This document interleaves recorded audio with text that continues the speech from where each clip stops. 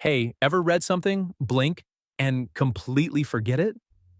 I once forgot my own Wi-Fi password while typing it in. If your memory feels like a leaky bucket, you're not alone. Today, I'm sharing 6 science-backed hacks to help you remember faster and retain info longer, even if your brain feels foggy. Stick around because hack number 5 is a game changer that most people overlook. So, why do we forget things?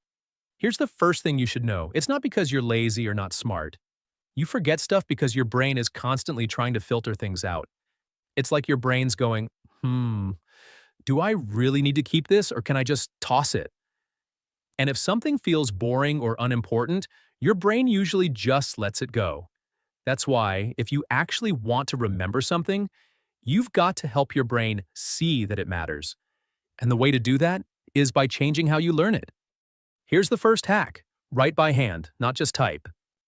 Here's something a lot of people overlook. Writing things by hand helps you remember them better than just typing. Why? Because when you write by hand, you're doing more than copying words. You're actually processing the information. Typing is fast, almost too fast. You can take notes word for word without really thinking. But handwriting is slower. It forces your brain to slow down, choose what's important, and rephrase the info as you write. That process of summarizing, thinking, and moving your hand creates stronger connections in your brain. You're not just hearing or seeing the information anymore.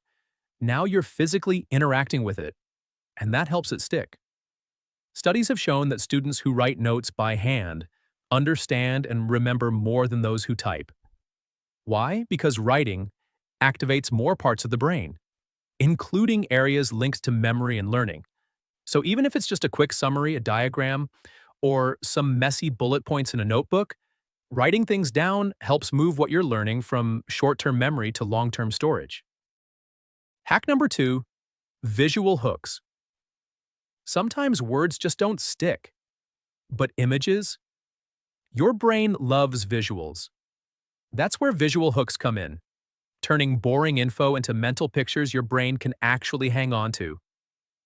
Here's how it works. Let's say you need to remember the word claustrophobia, the fear of small spaces. You could create a visual hook. Picture someone trapped inside a tiny closet, wide-eyed, sweating, desperately trying to escape through a cat flap. Weird? Yes. Memorable? Absolutely. That image becomes your mental shortcut. So later, when you hear claustrophobia, your brain flashes back to that closet. And boom, the meaning's right there. This works for all kinds of stuff. Need to remember someone's name? Turn it into a picture, like Mark. Imagine him leaving a big mark on a wall. Learning vocabulary? Draw a stick figure or a quick doodle next to the word that shows what it means.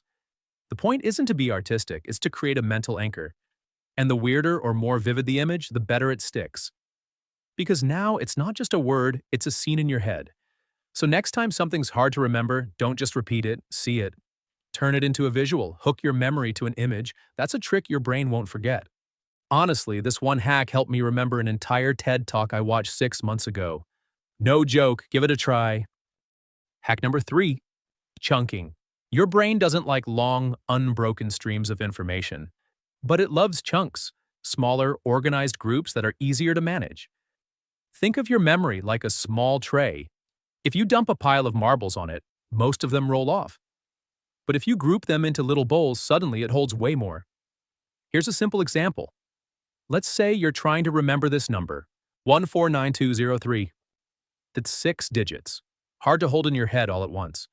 But if you chunk it, 14, 92, 0, 3, now it's in 3 parts. Your brain can process it faster and remember it longer. It's the same trick your brain uses with phone numbers, credit cards number, or dates. You don't memorize 16 digits in a row, you remember it in chunks. 1324 5878 9012 3762. And it's not just for numbers. Let's say you're studying a list of facts for a test. Instead of reading a whole paragraph, break it down into categories or themes. For example, if you're learning the causes of World War I, chunk them into groups: political alliances, military buildup, assassination of Archduke Ferdinand, nationalism. Now your brain sees 4 clear ideas instead of a wall of text. So next time you're overwhelmed with info, ask, how can I break this into smaller, meaningful pieces? Chunking helps your brain hold more and hold it longer. Hack number 4. Say it, test it, teach it. If you really want to remember something and make it stick, don't just read it. Say it out loud, test yourself, summarize it in your own words.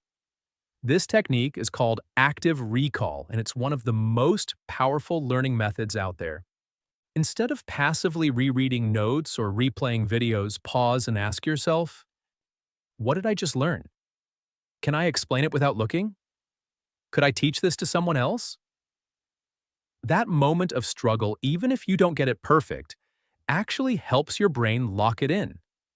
Because now you're pulling information out of your memory, not just pouring more in. That's where real learning happens. That's how we remember things longer. And when you say it out loud, you activate more parts of your brain, like your speech and hearing centers. That extra brain activity boosts memory. When you test yourself, explain it in your own words, or teach it to a friend, you're not just remembering, you're organizing, processing, and personalizing what you've learned. And that's what makes it stick. So next time you're learning something new, don't just highlight it or rewatch the video. Say it out loud, quiz yourself. Explain it like you're teaching it to someone else. Honestly, I love this hack because I was too lazy to highlight anymore. Hack number 5. Patterns, stories, and connections. Our brain doesn't like storing random facts that float around with no meaning, but it loves patterns, stories, and connections. If you want to remember things faster and hold on to them longer, these are the 3 tools your brain naturally understands and responds to. Patterns, your brain's shortcut system. Your brain is always looking for patterns because patterns make information easier to recognize and remember. Take learning a new language, for example. There's always a structure, like sentence formats, verb endings, or grammar rules. Once you learn the pattern, you don't need to memorize every single phrase, you start to predict what comes next. Same goes for math, music, or even coding. Patterns reduce mental load, they act like shortcuts for your brain. So whenever you're trying to learn something new, ask yourself, is there a structure here? A rule that repeats? If there is, use it. Because your brain loves a shortcut. Stories, memory loves meaning. Your brain is wired for storytelling. It's how humans have passed down knowledge for thousands of years. Say you need to remember a random list. Apple, ladder, moon, shoe. You could repeat it 20 times, or you could turn it into a simple story. An apple fell from a tree, landed on a ladder, launched it into the moon, and knocked off someone's shoe. It's weird, sure, but now your brain has something to follow. A beginning, a middle, and an end. That little narrative turns chaos into meaning. So when you're learning dry facts or steps, try wrapping them into a simple cause and effect story. Because memory doesn't just love logic, it loves meaning. Connections, the memory glue. New information sticks best when it connects to something you already know. This is called association, and it's how your brain builds mental pathways.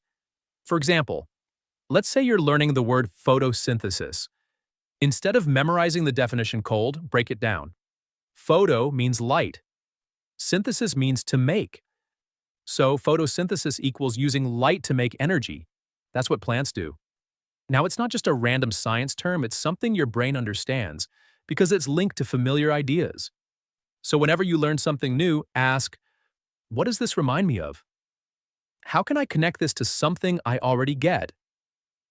The more links you make, the more doors your brain has to find that memory later. So remember, look for patterns. Tell a story, make a connection. That's how you move information from short-term to long-term memory in a way your brain actually enjoys. Hack number 6. Spaced repetition. Here's something cool about how our memory works. We actually forget things. A lot. Like almost right after learning them. But that's not a bad thing. It's part of how we learn. When you first learn something, your brain stores it, but if you don't revisit it, it starts to fade. That's called the forgetting curve. It's totally normal.